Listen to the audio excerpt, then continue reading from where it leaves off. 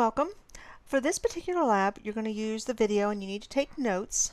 These are your lab directions. I will not be going over this in class. So step one will be calculating the angle of impact. To do that, you will use your cabin model that has been assigned to you, and you will notice on the walls there are numbers 1 through 14. Around each of those drops there is a square rectangle.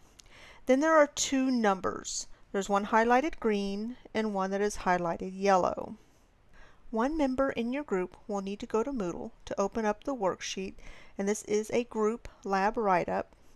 So you will take all of the values, drops 1 through 14, and you will record the width. And the width will be in green and the length will be in yellow. Then you will calculate the angle in degrees. Now this is taking us back to our very first worksheet. So I left out some of the steps. We're just going from the width and the length and going directly to the angle. So you do not need to record the ratio, but you do need to calculate it. Here is an example for drop 1. So the width was 0.1, the length was 0.5. When I divide the two, I get 0.2. Then the angle of impact that I will record in my worksheet, and notice how I rounded the ratio to the nearest tenth. The angle, it would be on the calculator, the inverse sine, and then round to the nearest whole number. In this case will be 12 degrees.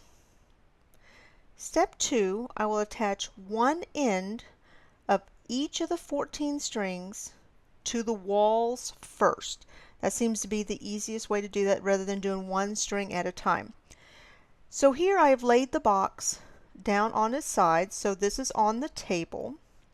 And it does not matter which walls you start on. You notice I have them labeled A, B, and C, and this is going to be used as reference later whenever you describe your crime scene. So when you're done, this is what it would look like once I tape the ends of the strings. For each string, I'm not worrying about the angle right now. I'm only attaching one end of the string. So I'm going to lay my string across, and sometimes having two people helps. I will run the string through the drop, and it is going through the drop, and this is my short end where my finger is holding it. It looks like it's not going straight through. It's just the angle of the camera. Then I will take a piece of Scotch tape, and I will lay that at the front of the blood drop. It's very crucial to have that at the front of the drop because that's what's going to determine the angle that it hit the wall from wherever it originated from, my point of origin. And do make sure the string is a little slippery. Do make sure that it is secure, so push that down all the way around. So reorient here a little bit. This is my box, so I'm laying it on the side now. So here's the ceiling or the open top part of the box. Here's the floor.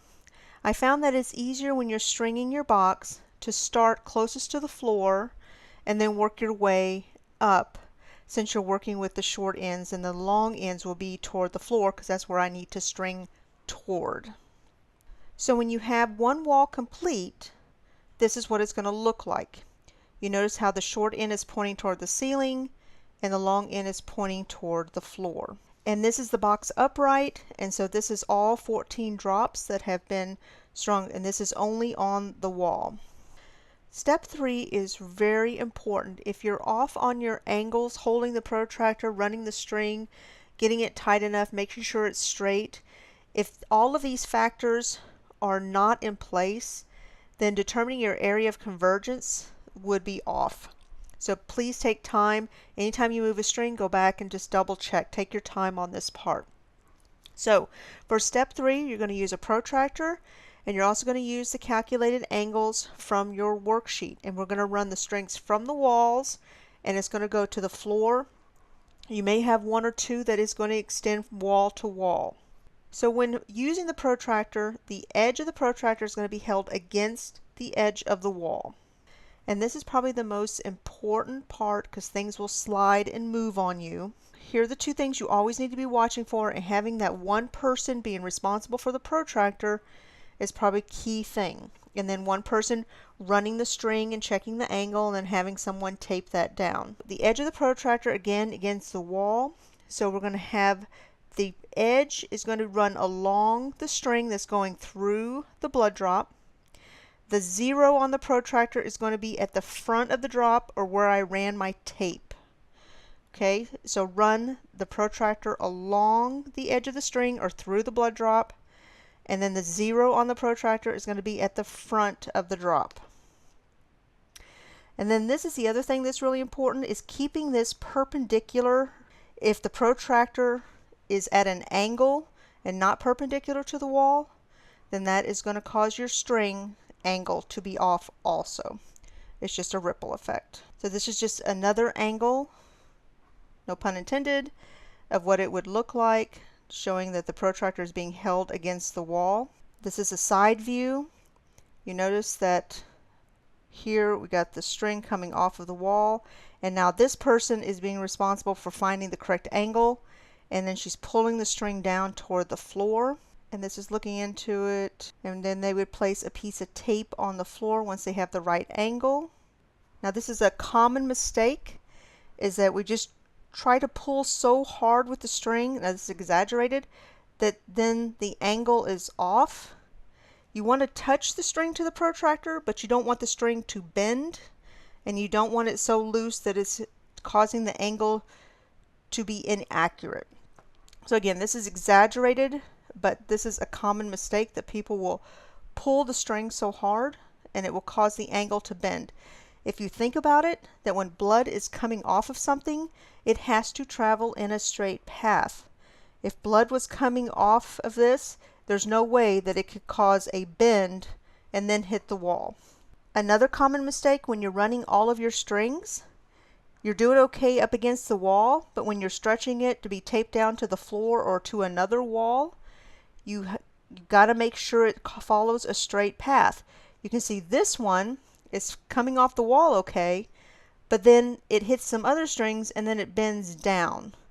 Blood cannot travel in that path. That is just not physically possible.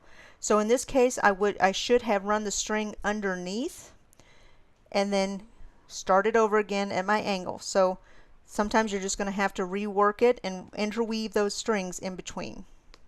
Number 4, this one is 90 degree, and not sure what happened on the calculations in terms of shrinking everything down, but either they didn't send me the big enough box. In any case, when you calculate it out and you run the string, it does not fit on the box. So in this case, for number 4 blood drop, just run it past the blood pool that's over Louise's head, and then that will get us the approximate. So that one you don't really have to run the protractor, because it would run about a foot and a half off of the box. That's a freebie. So when you're finished, you should have something that looks like this. Okay, all of your strings. Step 4, you need to determine the 4 areas of convergence. This one you need to look down from the ceiling onto the floor. And I'm going to give you also some little pieces of tape. There'll be 2 for each, so you'll have 4 color pieces of tape or stickers.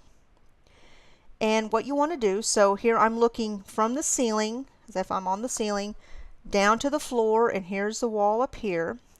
And where they cross, just like our worksheet, our area of convergence, where the lines, they're not going to be perfectly on top of each other, but it's where a mass of lines intersect. And as if I drew a circle around it, I'm just going to put a sticker, put one on the top and one on the bottom, and kind of sandwich it together. Make sure nothing's bending, so having a couple people do that may be helpful also. So you're going to have 4 areas, 4 major areas of convergence for this crime scene. The last step is completing your worksheet. So you're going to go back to your worksheet and take care of page 2.